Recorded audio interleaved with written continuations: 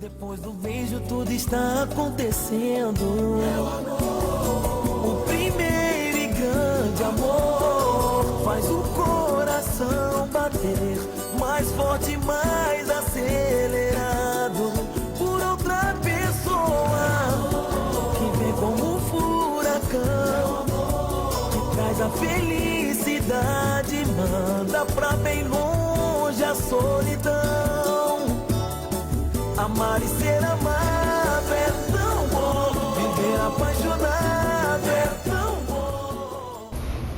O seu programa Só Saúde de hoje recebe com muita alegria a doutora Albertina Duarte. A doutora Albertina, como você sabe, é ginecologista e obstetra lá no Hospital das Clínicas da Faculdade de Medicina da USP. Lá também ela tem uma vastíssima experiência com adolescentes grávidas e também ela é coordenadora do programa do adolescente da Secretaria Estadual da Saúde aqui em São Paulo.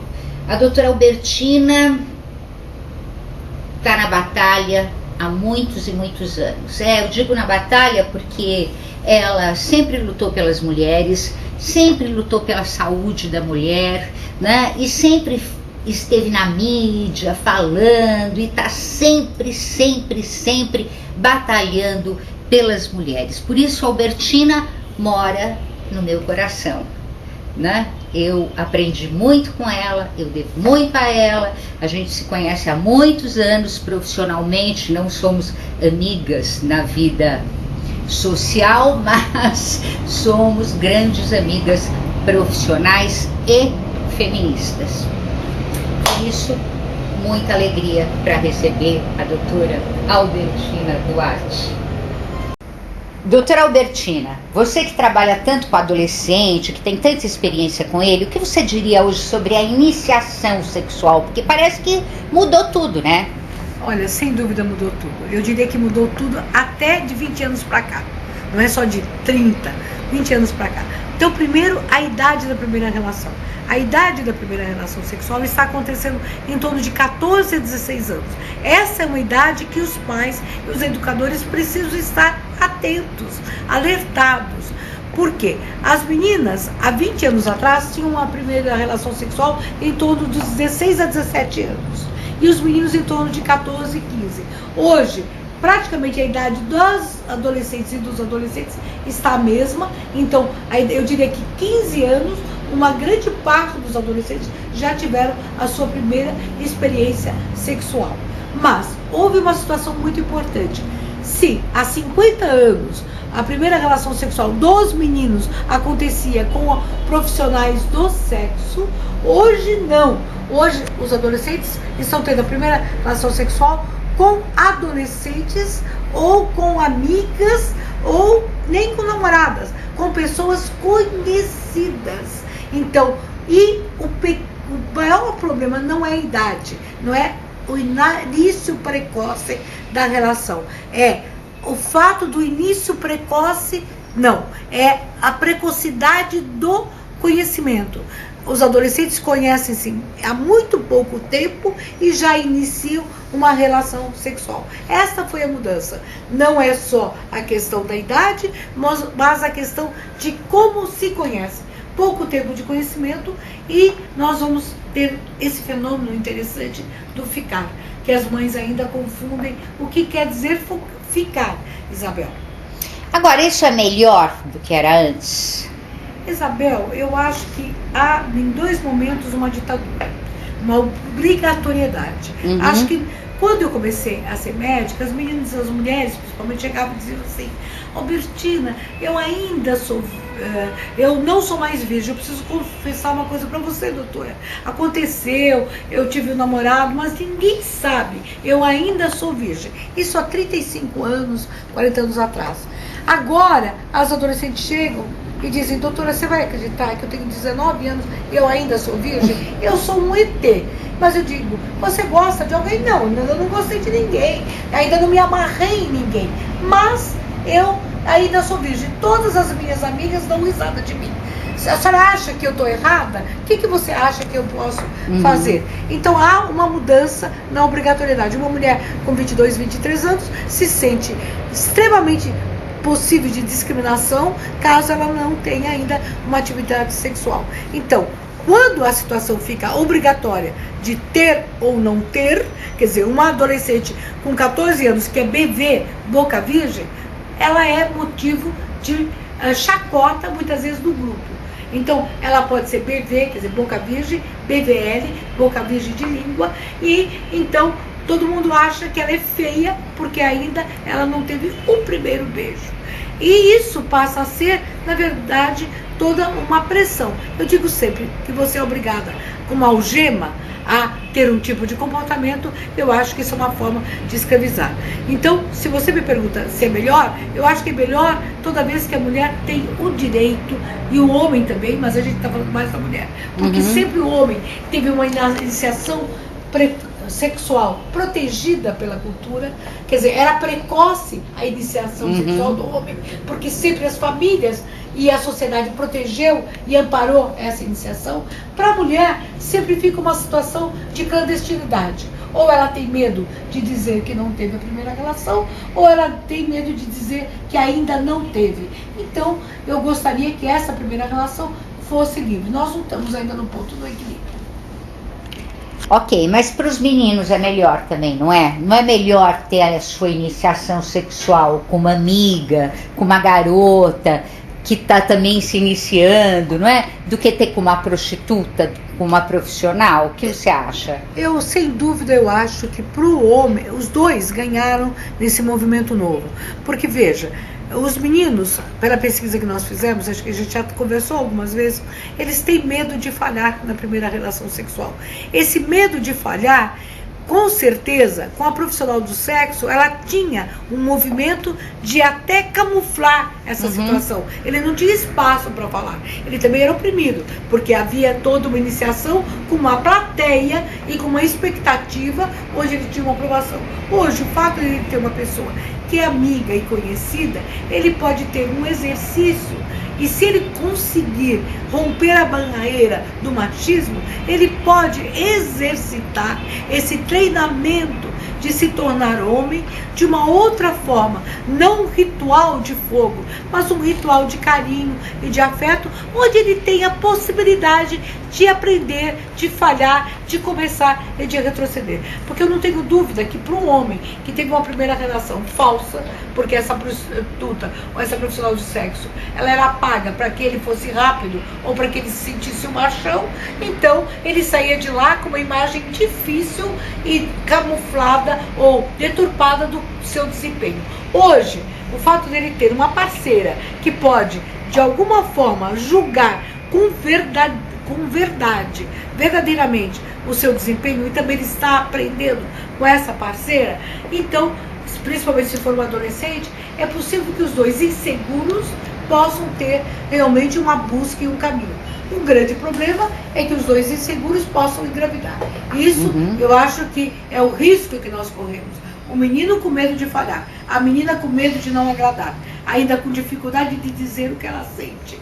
Os dois, eu nunca vou contar, nunca vou esquecer uma história que a menina disse assim: doutor, ele beijava muito mal.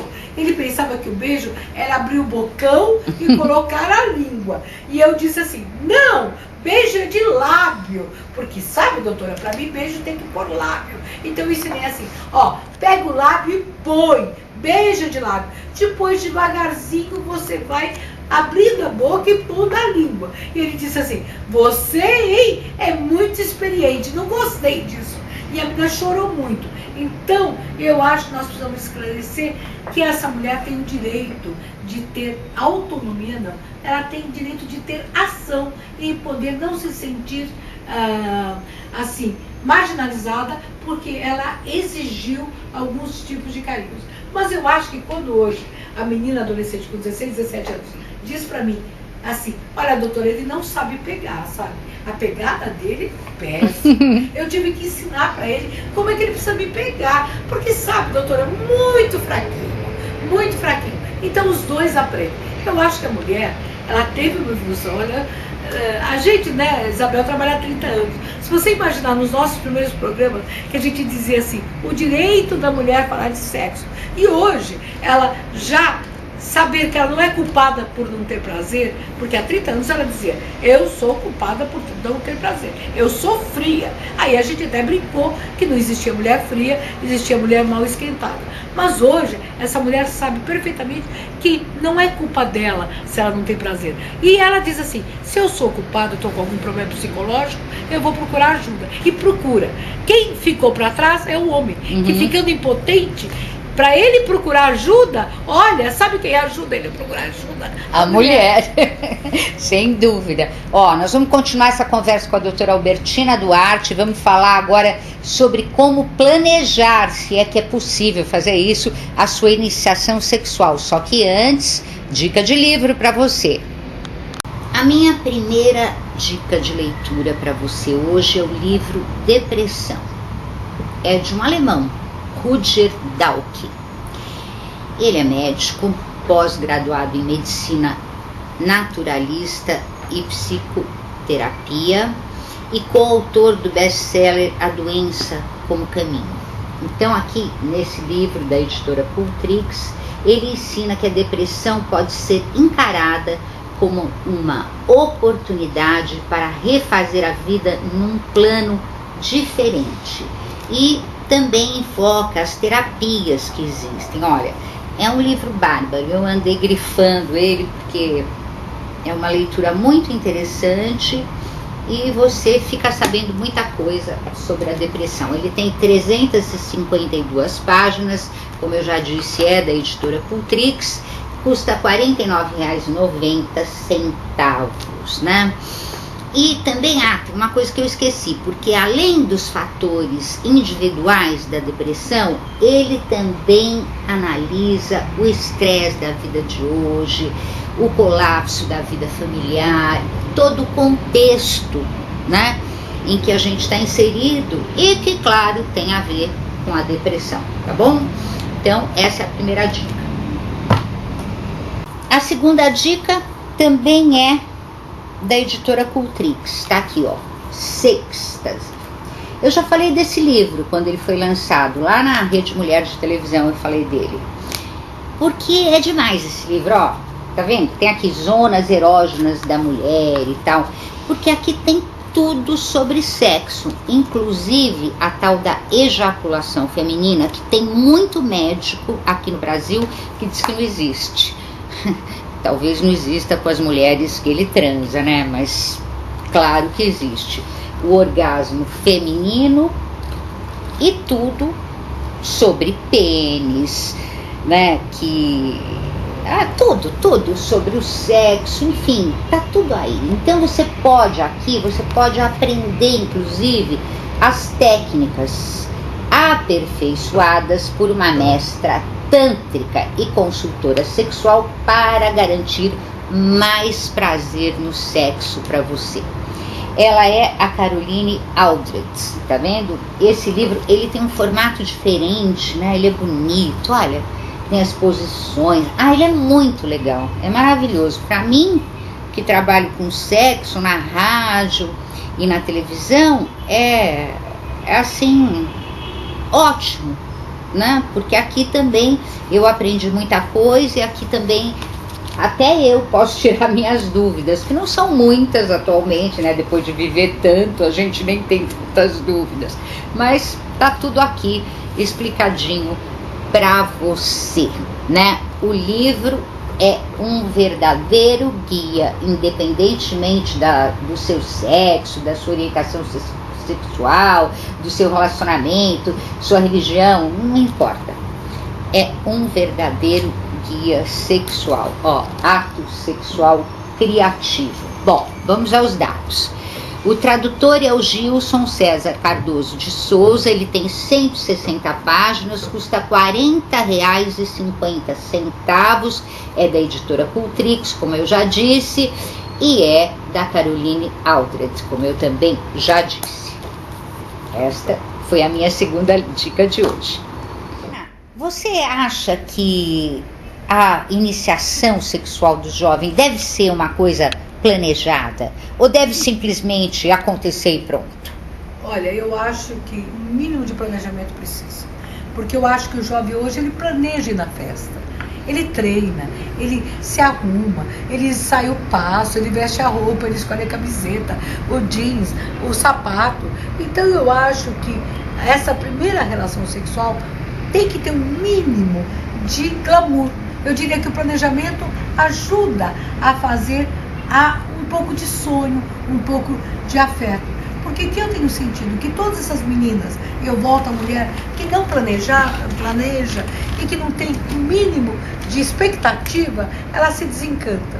Então, se a relação sexual acontece na festa, de qualquer jeito, no fundo da festa, sabe, na saída, quando o menino nem tá aí, às vezes bebeu, como as meninas falam, ele tá bebido, doutora, e aí ele vem e me abraça. Então, realmente, eu acho que a mulher precisa desse tempo, esse timing para planejar. Planejar, que eu digo, no mínimo, para estar preparada para escolher esse menino com quem ela vai ter a primeira relação. Porque essa menina vai lembrar. Ela lembra do primeiro beijo, mulher lembra.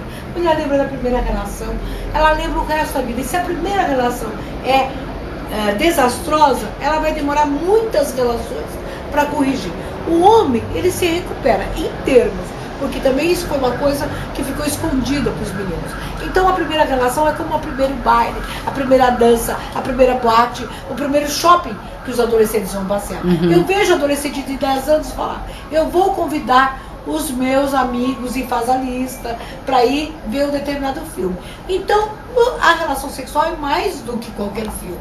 Então, uma coisa importante, o planejamento tem que ser, principalmente nas carícias, beijar, saber fazer carinhos, saber tocar, saber olhar, saber conversar, saber dizer. Quer dizer, isto vai fazer com que a adolescente se sinta preparada. Agora, o grande planejamento é que se essa adolescente não tiver um tempo para saber que ela vai ter a garantia de que o menino vai usar camisinha e principalmente que ela dupla proteção, que ela vai também usar anticoncepcional oral para ter dupla proteção, então eu diria, olha, a Evelyn Eisenstein, que é uma grande mulher que trabalha com adolescentes do Rio de Janeiro, usou uma palavra. Adolescência, a palavra para adolescência é prevenção. Então, essa adolescente precisa estar segura que ela não vai engravidar ou que não vai ter uma doença sexualmente transmissível. Se ela não tiver um mínimo de planejamento, quer dizer, muito pouco, planejar um mês tomando anticoncepcional.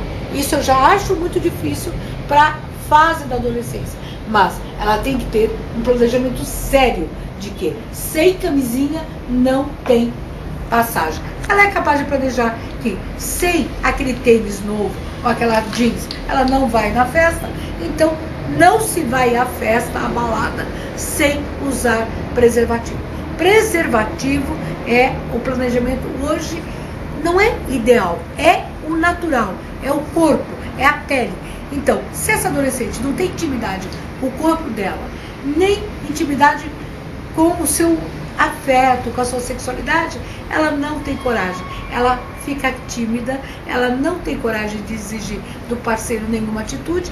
E se esse menino também não se conhece, é apressado, afobado, ele não tem treino, ele não consegue. Então eu costumo dizer assim, olha, você tem que ter um treino na seleção para marcar um gol. Se você não tem treino, você não marca gol. Agora, esse gol é um gol muito contra as adolescentes. A mulher, quem sai perdido com problemas é a mulher. Por quê? O HPV, muito mais fácil ter sintomas para a mulher.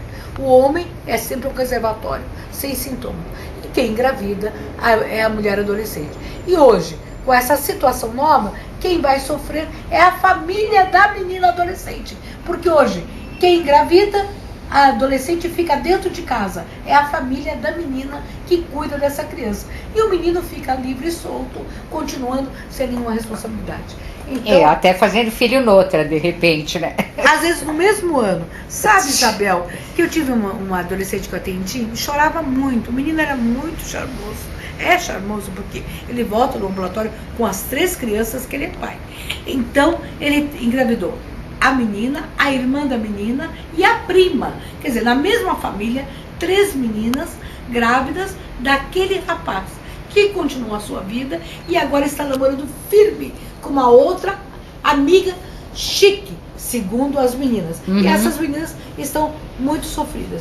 Então, eu acho que como mulher tem que colocar na cabeça que na iniciação sexual essa liberdade tem um preço.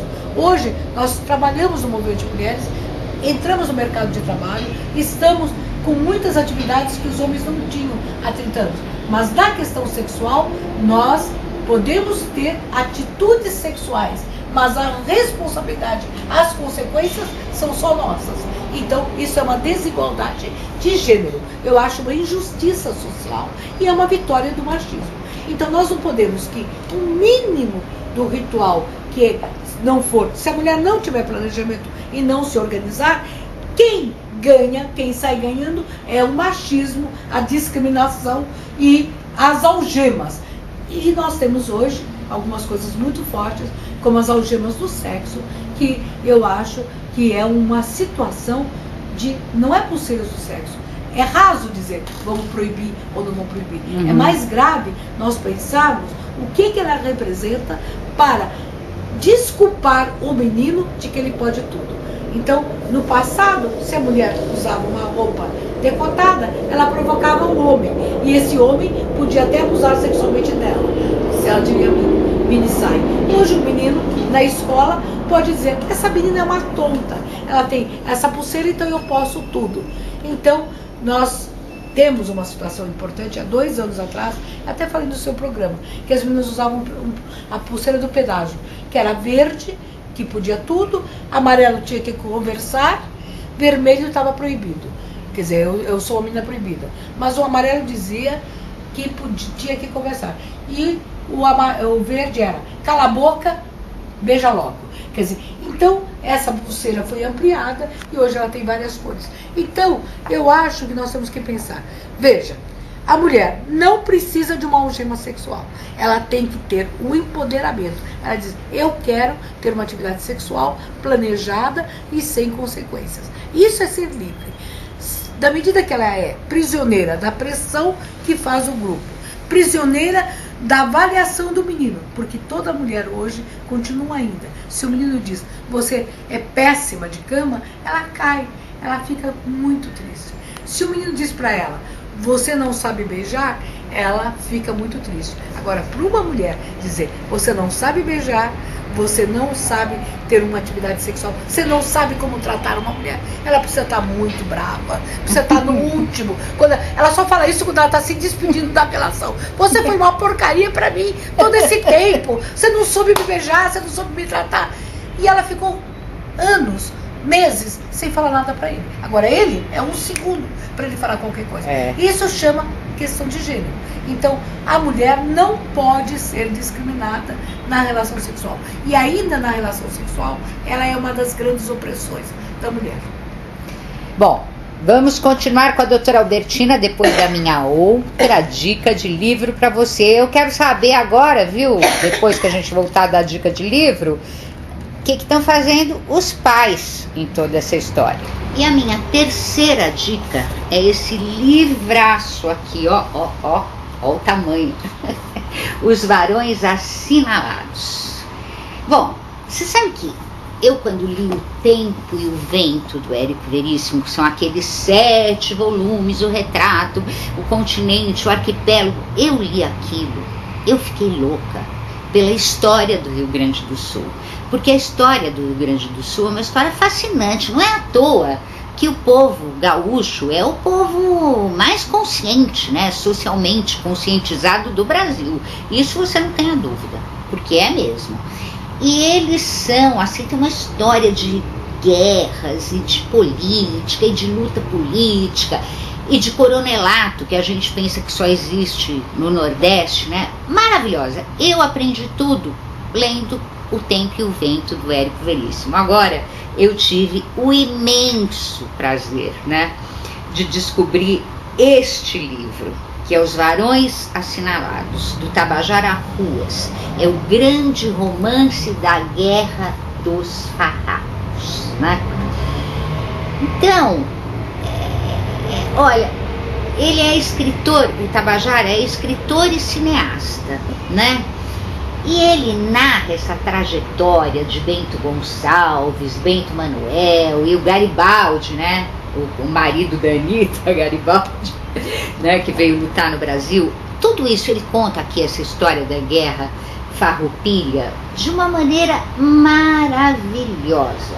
Então, você é um romance histórico, você vai adorar esse livro. O Tabajara Ruas tem livros de ensaios, contos, 6 romances publicados no Brasil, traduzidos para 11 países, é autor do roteiro de 10 longa-metragens e diretor de muitos longas. Então, imperdível. Os Varões Assinalados do Tabajara Ruas, da editora Record, 574 páginas, custa R$ 59,90, R$ 60, portanto, né? E é um lançamento da Record realmente espetacular. Recomendo. Pronto. Acabaram as dicas de livro de hoje, mas no próximo Só Saúde tem mais dica. Então agora voltamos lá com a doutora Albertina Duarte. Bom, doutora, o que eu quero saber é o que os pais fazem. Porque assim, eu vejo muito pai e mãe querendo delegar para a escola a responsabilidade de esclarecer os seus filhos sobre sexo, sobre comportamento sexual. Muitos pais também nem têm esse esclarecimento, infelizmente, né? Ainda, por incrível que pareça. Então, eu quero saber como é que fica essa situação dos pais. Bem, os pais, eles estão querendo um manual de comportamento. Parece que eles compraram um produto e tem que ser assim, desligue assim, coloque assim, tudo. Mas ser humano é um conjunto. E, com certeza, os pais hoje, eles estão vivendo uma situação muito complicada, porque a sociedade está em mudança. A adolescência é uma fase de mudança. E a família também está mudando. Muitos pais estão separados, com filhos, às vezes, de 2 casamentos. E aí, como é que eles convivem com 2 educações diferentes? Então hoje os adolescentes têm um vasto conhecimento, uma informação muito grande, que às vezes os pais não chegam nesse conhecimento. Os pais não sabem os riscos que os adolescentes possam ter nas questões das mensagens, sejam das mensagens da internet, da mídia, do Orkut, quer dizer, na verdade há uma grande exposição. Os adolescentes hoje, eles são vítimas de comentários ou bullying que se fala nas escolas e que os pais nem têm acesso. Por exemplo, hoje, uma menina que beijou 10 numa festa é popular e aquela que não beijou ninguém é discriminada. Então os pais não sabem lidar com isso, porque eles nem chegam muitas vezes perto dessa situação. Eles veem como uma mensagem antiga, é como se eles quisessem lidar com uma máquina fotográfica antiga e agora com essas máquinas digitais que estão. Então, os pais estão perdidos ainda, tenho certeza. Muitas vezes eles fazem um esquema para ser modernos. Eles dizem, tá bom, você pode dormir com o namorado aqui. E no dia seguinte o pai não aguenta ver o namorado dentro de casa, a mãe não sabe o que fazer, e então use camisinha, mas acha que essa fala, ela é moderna, mas eles não sabem exatamente como falar. Então, hoje eu tenho muito dó que os pais precisam de ajuda. Porque dó se os dos pais não procurarem ajuda. Então é preciso ter grandes espaços de profissionalização. Seja na saúde pública, eu acho que é preciso que haja na saúde pública vários espaços para que os pais possam discutir com os profissionais. É preciso também que as escolas, através das associações de pais e mestres, discutam mais como lidar com os adolescentes, não essas receitas, use camisinha, não, como falar, como ouvir, como discutir. Eu tenho certeza que os adolescentes precisam ser cuidados, mas os pais precisam ser acolhidos. Os pais hoje estão muitas vezes até envergonhados, porque na família os pais muitas vezes ouvem vantagem. Meu filho entrou na faculdade, meu filho não me dá problemas, meu filho não tem nada. E o pai que está com problemas na escola, ele tem dificuldade de falar. Virou uma moeda de complementar. O meu filho tem sucesso, meu filho não tem sucesso. Então fica uma situação de desconforto muitas vezes. Veja, o meu conselho, se os pais estão aflitos, procurar uma ajuda. Não adianta falar para os filhos no meu tempo. Não adianta falar para os filhos, use camisinha, use preservativo, use anticoncepcional, com os nomes mais modernos. Não adianta infantilizar a linguagem e dizer, meu filho, no meu tempo eu fazia isso, eu também fumava, eu também transava, querendo se igualar. Filho quer ter o momento dele. Então, é melhor, quando o pai não souber, abraçar o filho, olhar nos olhos e falar, meu filho, não sei o que está acontecendo com você e também não sei o que está acontecendo comigo, eu estou com dificuldade de falar com você, eu só sei uma coisa, eu te amo e estou preocupado, estou sentindo, porque mãe e pai sente, eu estou sentindo que tem alguma coisa complicada aí na escola, com você, no seu relacionamento, eu não sei o que é. Não é nada, pai, não é nada, mãe. Que é exatamente isso que você vai responder. Mãe, você também está com essa mania. Não, filho, meu coração me fala que eu preciso ajudar você. Por favor, eu estou aqui. Ou então diz, filho, eu te amo. 51 vezes. 51 dias sem parar. É uma boa ideia falar isso para os filhos. Todos os dias eu te amo. Está atento.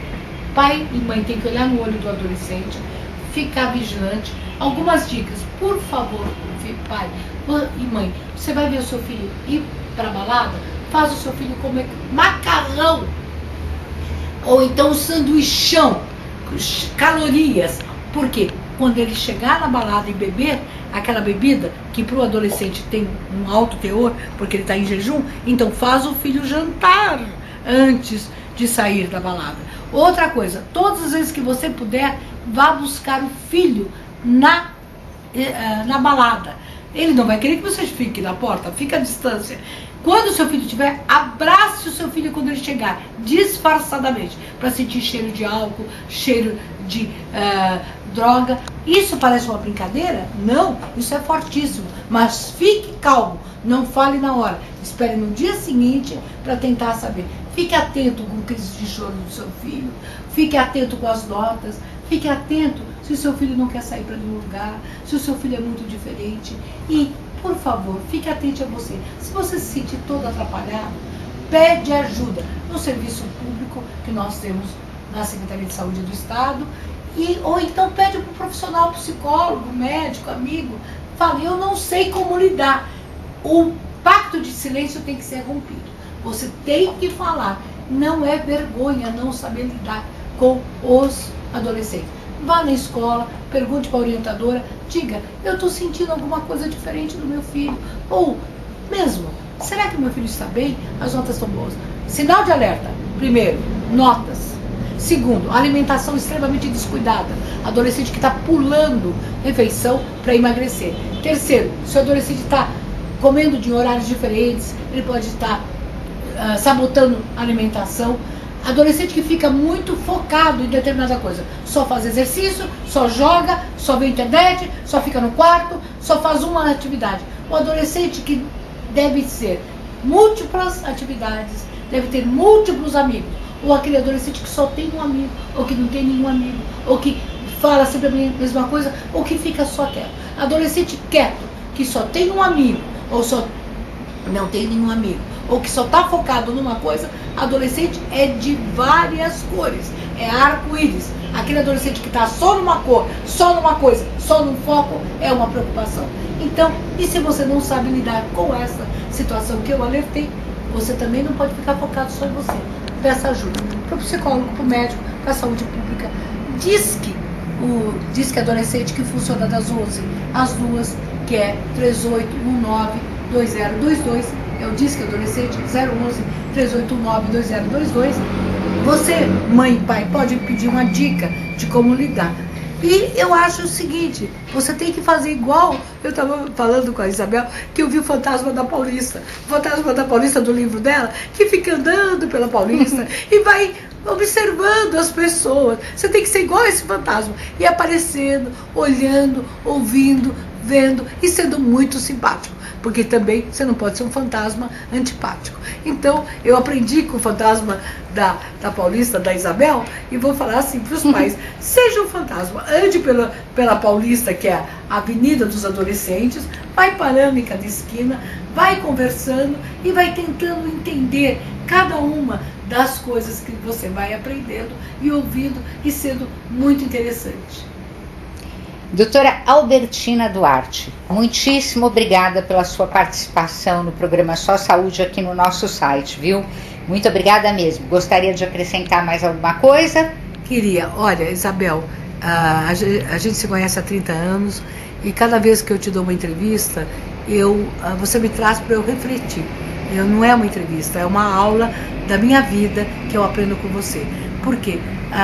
Você sabe, essa pergunta dos pais me fez refletir, essa pergunta da iniciação sexual, porque toda vez que a gente fica sempre achando que sabe tudo, realmente essa é a grande mensagem que eu quero dar. Pai, nós estamos aprendendo com os nossos adolescentes, que eles são, na verdade, o presente e o futuro. Eles não são só o futuro, eles são o presente. Obrigada. Foi bom, né? Depois do beijo tudo está acontecendo. O primeiro e grande amor faz o coração bater mais forte, mais acelerado por outra pessoa que vem como um furacão, que traz a felicidade, manda pra bem longe.